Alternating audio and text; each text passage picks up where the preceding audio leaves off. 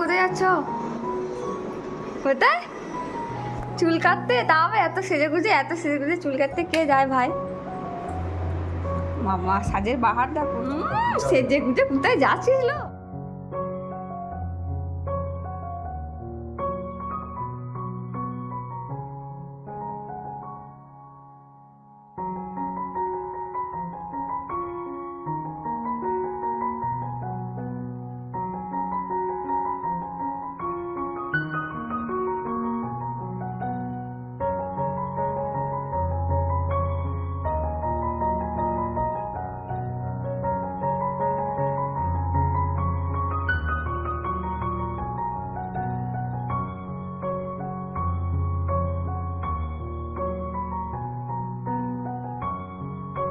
কাটা কমপ্লিট। এই দেখো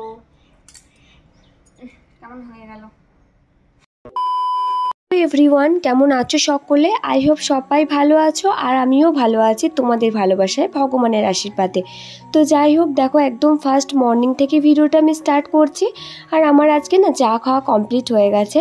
তো বর যেহেতু দেরিতে একটু ঘুম থেকে ওঠে, তো বরের জন্য চাটা এখন রেডি করছি। আর চাটা কিন্তু আগে থেকে মা বানিয়ে রেখে দেয়, কারণ মা যেহেতু আমার আগে ঘুম থেকে ওঠে, তো সেই কারণে মাই চাটা বানিয়ে রেখে দেয়। যাবে সেলুনে একটু চুল কাটতে, সেই কারণে একটু তাড়াতাড়ি ঘুম থেকে উঠে গেছে, না হলে অন্য কোনো দিন তো বাবুর ঘুম ভাঙতেই চায় না। তো আজকে ওই কারণেই জানো তো সকাল সকাল উঠে পড়েছে। যাই হোক, চলো বরকে চাটা দিয়ে চলে আসি। আর বরের জানো তো দুটো বিস্কুটে পোষায় না, কিন্তু তাও আমি দুটোই দিচ্ছি, কারণ অতিরিক্ত বিস্কুট খাওয়া কি ভালো বলো তো? আর এ প্রচুর বিস্কুট খায়, মানে এত বিস্কুট খায় না, আমার খুব বিরক্ত লাগে। তো যাই হোক, আমি চা দিলে এখন দুটো করেই দিই।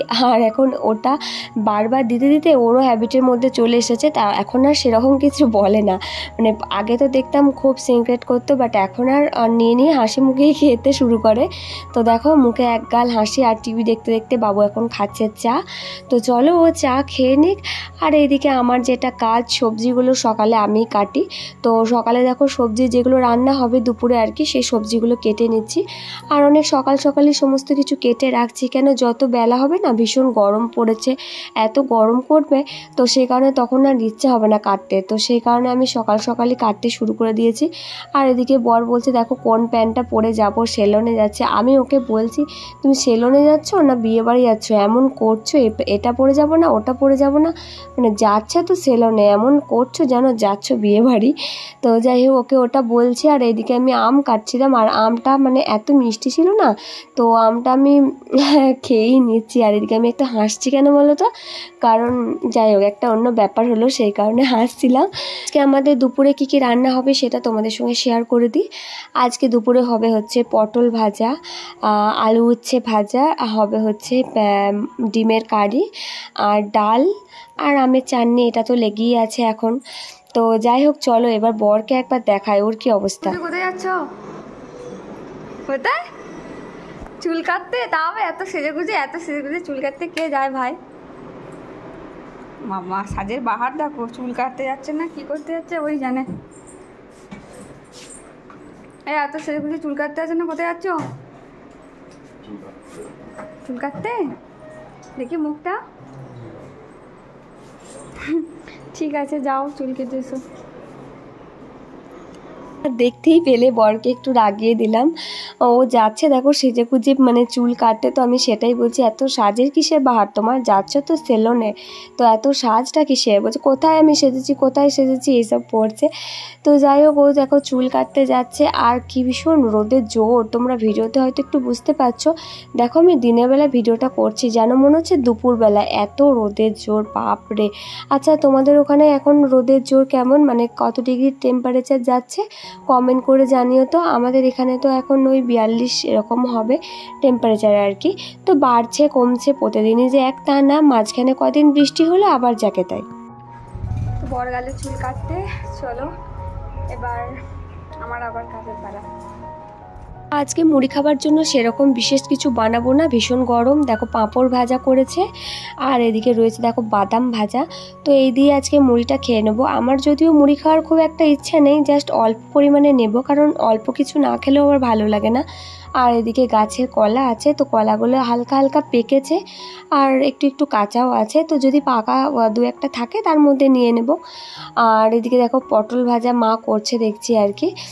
তো যখন রান্নাঘরে এসেছিলাম তখন দেখছি মা পটল ভাজাটা চাপিয়ে দিয়েছে আর ভাতটা আর কি একবার ফুটিয়ে রেখে দিয়েছে, তারপর আরেকবার পরে ফুটবে।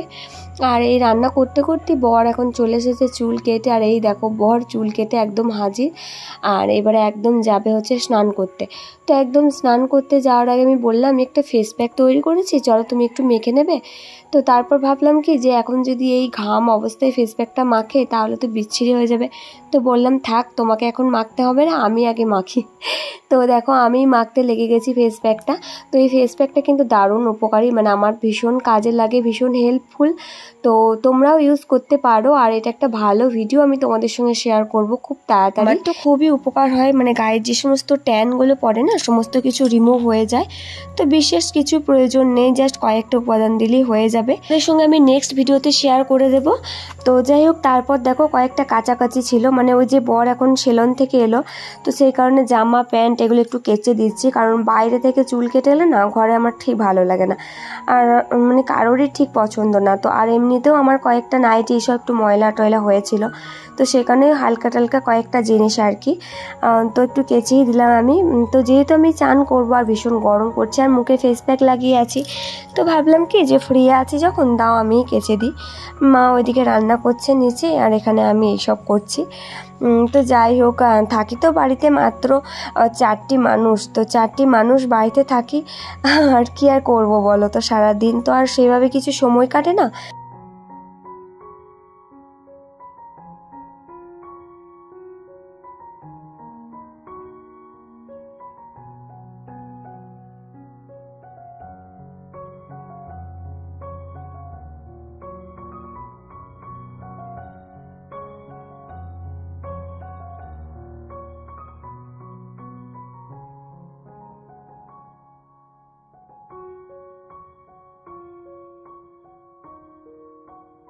জানো তো, দীর্ঘ অনেক দিন পর, মানে বিয়ের পর আমি এই প্রথম চুলে তেল দিচ্ছি। মানে আমার 2-3 মাস হতে গেল বিয়ে হচ্ছে, তো এখনও পর্যন্ত জানো আমি চুলে এক ফোঁটাও তেল দিইনি। তো এই আজকে ফার্স্ট টাইম আমি চুলে একটু তেল দিচ্ছি, মানে বিয়ের পর প্রথম চুলে তেল দেওয়া বলতে পারো। কারণ কয়েকদিন থেকে দেখছি না মাথাটা কীরকম লাগছে, চুলটাও একটু খড়খড়ে টাইপের হয়ে যাচ্ছে। তো সেই কারণে ভাবলাম কি যে একটু অল্প পরিমাণে তেল দিই। যদিও আমি রাত্রের দিকে চুলে তেল দিতাম, সকালে শ্যাম্পু করে নিতাম। তো এখন ভাবলাম যে এমনি শ্যাম্পু করব, তো তার আগে চুলে এখন একটু তেল দিয়ে দিই। আমি কিন্তু কোকোনাট অয়েল ইউজ করছি, অন্য কোনো ধরনের তেল কিন্তু আমি এখন আর ইউজ করি না।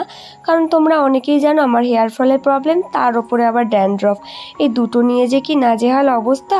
তো যাই হোক, এদিকে আমার তেল মাখা তো কমপ্লিট, এরপর ঘরটাকে একটু ভালো করে ক্লিন করে নিচ্ছি, কারণ ঘর একদম মানে অপরিষ্কার থাকলে খুব বিরক্ত লাগে। আর যেহেতু আমার এই ঝোলা বারান্দাটা আছে, তো এই বারান্দার দিকে না আমার শ্বশুরবাড়ি এখানে যেহেতু অনেক মিল আছে, তো সেহেতু ওখান থেকে না অনেক কালি আসে, তো একটু খুলে রাখলেই ভিতর দিয়ে প্রচণ্ড মানে ধুলোটা ঢোকে, তো সে কারণে আরও বিচ্ছিরি অবস্থা হয়, তো তোমাদেরকে আগেই বলেছি। তো যাই হোক, দেখো ঘরটাকে আমি একটু ভালো করে ক্লিন করে নিচ্ছি। আর এই তো সারাদিন কাজ, আর কি করব বলো তো, তো ওইগুলি তোমাদের সঙ্গে শেয়ার করি। আর তোমার সেরকম কোনো কাজ থাকে না যে আমি তোমাদের সঙ্গে শেয়ার করব, তো আমি যতটা পারি তোমাদের সঙ্গে শেয়ার করার চেষ্টা করি। তো যাই হোক, চলো আমি রুমটাকে ভালো করে ক্লিন করে নিই। আর আজকে একটু ঘরটা ভালো করে মুছবো, জানো তো।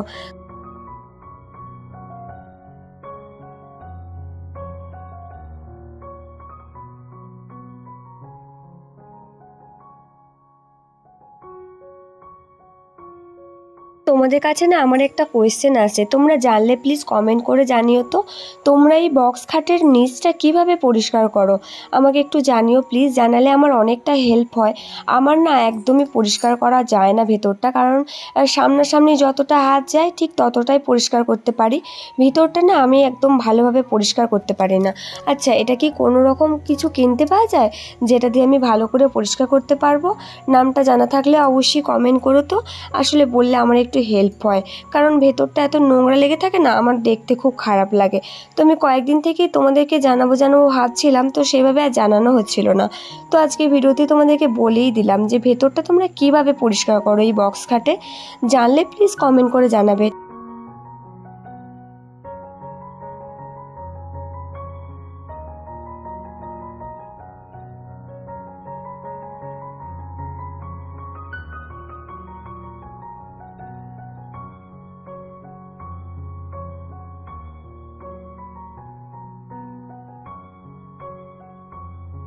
তো একবারে ফ্রেশ ট্রেশ হয়ে স্নান করে তোমাদের সামনে হাজির হয়ে গেছি।